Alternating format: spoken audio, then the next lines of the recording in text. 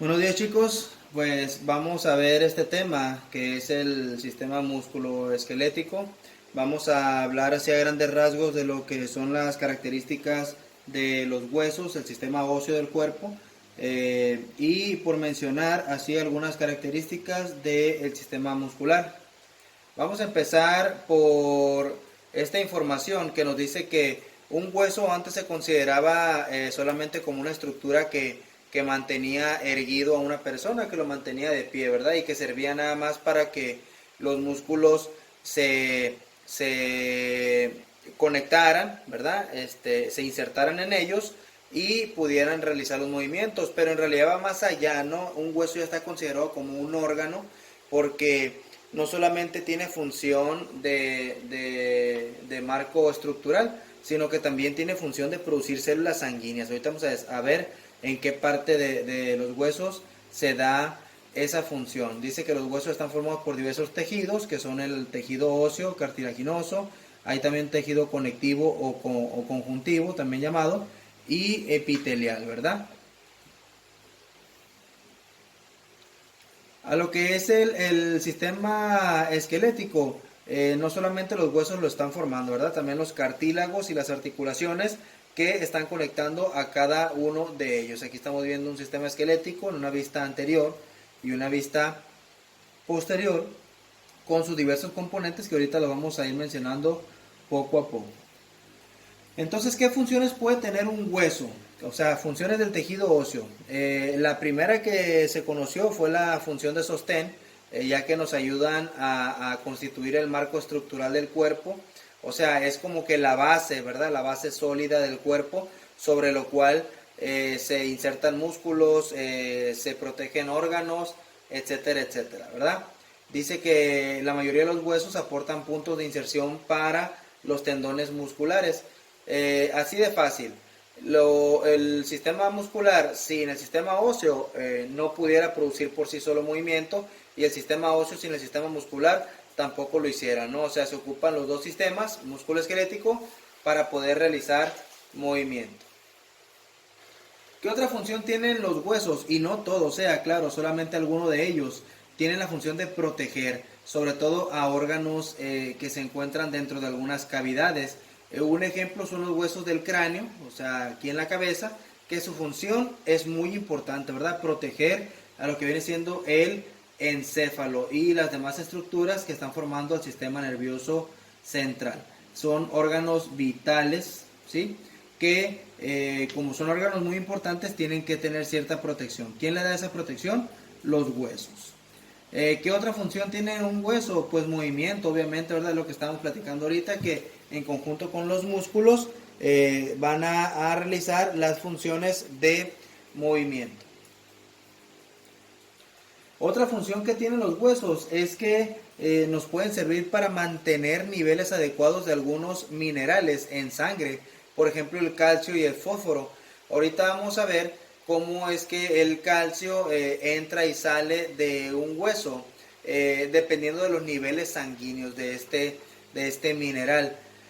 Pero, pues, esa es una de las funciones del hueso, ¿no? Servir como almacén de ciertos minerales para cuando exista mucho, o sea, altos niveles de esos minerales en sangre, pues ahí es donde se almacena. Y la última función, que es una de las más importantes, no debemos dejar de lado, no porque venga aquí a lo último, quiere decir que es menos importante que las demás, es que algunos huesos en el centro, o sea, en su parte interna, tienen un tipo de tejido que se llama médula ósea, ¿no? Esa médula ósea tiene la función de producir células sanguíneas, ¿no? ¿Qué tipo de células sanguíneas? De las tres líneas, pueden producir glóbulos rojos o eritrocitos, glóbulos blancos o leucocitos y plaquetas o trombocitos. Por eso es que los huesos son muy importantes para mantener niveles adecuados de las células sanguíneas. ¿Cómo se le llama a este proceso de producción de células de la sangre por parte de los huesos? Hemopoiesis o hematopoiesis. Si nosotros miráramos un hueso largo, pudiéramos observar que tiene algunas partes, ¿verdad? Las partes tienen nombre. Por ejemplo, un hueso largo tiene cuerpo. El cuerpo es lo que abarca o lo que compone la mayor parte de un hueso largo. y a ese cuerpo se le va a conocer como diáfisis. Un hueso largo también tiene extremidades, ¿no? Puede tener dos o más extremidades, por lo regular tiene dos. Entonces, esas extremidades van a recibir el nombre de epífisis. Y también hay una partecita donde se une la epífisis con la diáfisis, o sea que vendría siendo más o menos aquí, y en esta parte aquí, que va a recibir el nombre de metáfisis. La metáfisis es lo que vendría siendo como el cuello del hueso largo. ¿Qué otras partes tiene un hueso largo? Bueno, también tiene cartílago articular, sobre todo en las epífisis, es donde podemos encontrar el cartílago articular. Y que ese cartílago es un tipo de tejido conectivo o conjuntivo que va a servir para que un hueso se pueda conectar o articular con otro hueso. Y ese cartílago le va a servir al hueso para que no sufra desgaste, ¿no? Cada que hay movimiento, si no existiera ese cartílago, hueso con hueso hiciera fricción, o sea, provocara calor, y esa fricción nos daría como resultado desgaste inmediato del hueso. Y pues también contiene una parte en el centro que se llama cavidad medular, que ya hablamos de ella, que la cavidad medular es la médula ósea y nos sirve para producir células sanguíneas. Para que los huesos puedan crecer de una manera normal y adecuada, se ocupan de varios tipos de nutrientes. Entre ellos se encuentran vitaminas y minerales. Algunos minerales que se usan para que se dé un buen crecimiento de los huesos es calcio, fósforo, fluoruro, magnesio, manganeso y hierro. Estos minerales nosotros los podemos obtener del metabolismo de algunos nutrientes que nosotros podemos consumir, ¿verdad? Pero son muy importantes para que se siga dando el crecimiento óseo, o sea, que un niño en etapa de crecimiento pueda elongarse lo más que se pueda. ¿Qué vitaminas nos pueden servir para que se dé un buen crecimiento de huesos? Pues la vitamina C, porque sirve para que se produzca una proteína muy importante, que esa proteína a fin de cuentas le va a dar vitalidad a los huesos, que es la colágena. También otras vitaminas que son muy importantes para que se dé la producción de proteínas y que esas proteínas nutran a los huesos son la vitamina K y la vitamina B12, que la podemos encontrar en algunos nutrientes, ¿no? Como los que están viendo en la imagen.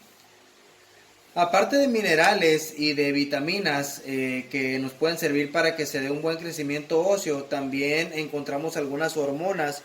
Esas hormonas tienen cierta influencia sobre los huesos y los músculos para que se vaya dando un crecimiento o una elongación en ellos.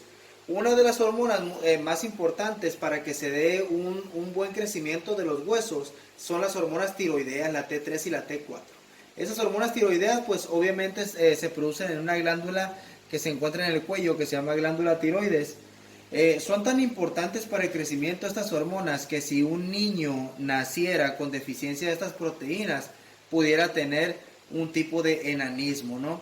Y al contrario, si un niño naciera con un hipertiroidismo, o sea, produciendo muchas hormonas tiroideas, pudiera crecer en demasía, ¿no? Y eso de crecer en demasía suena muy bonito porque pues mucha gente lo que quiere es que sus hijos crezcan, ¿verdad? Lo más que se pueda, que estén grandes y que estén fuertes. Pero si es por algo patológico, como en el caso de que una persona esté produciendo muchas hormonas tiroideas, no es bueno. Otra hormona que también ayuda en el crecimiento de los huesos es la insulina.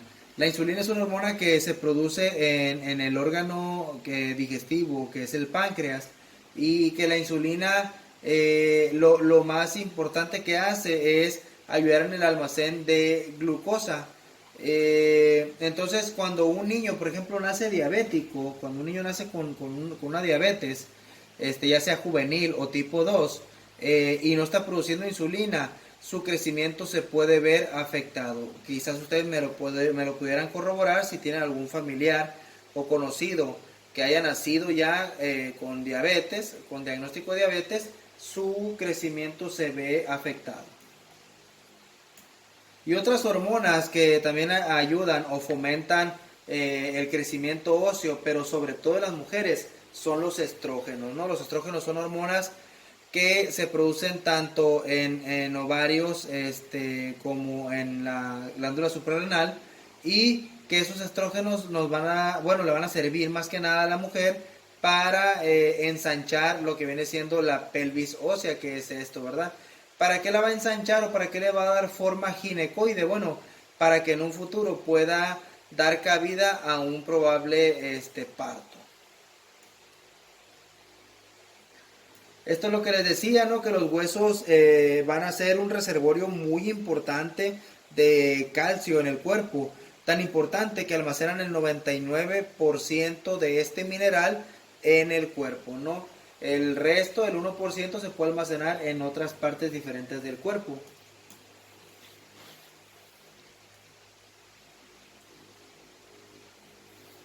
¿Cuál es el proceso por el cual un hueso puede mantener los niveles adecuados de calcio en sangre? Bueno, una persona puede consumir calcio con algunos alimentos.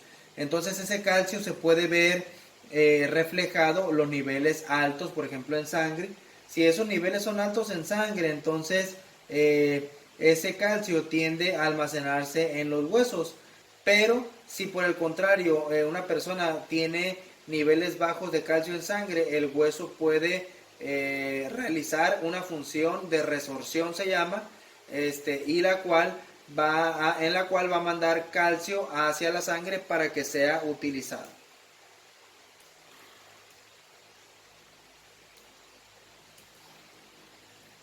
El esqueleto humano de un adulto posee alrededor de 206 huesos, los cuales tienen nombre, y muchos de ellos son par, ¿no? Vienen en par en lado derecho e izquierdo, que lo vamos a ir viendo poco a poco, ¿no?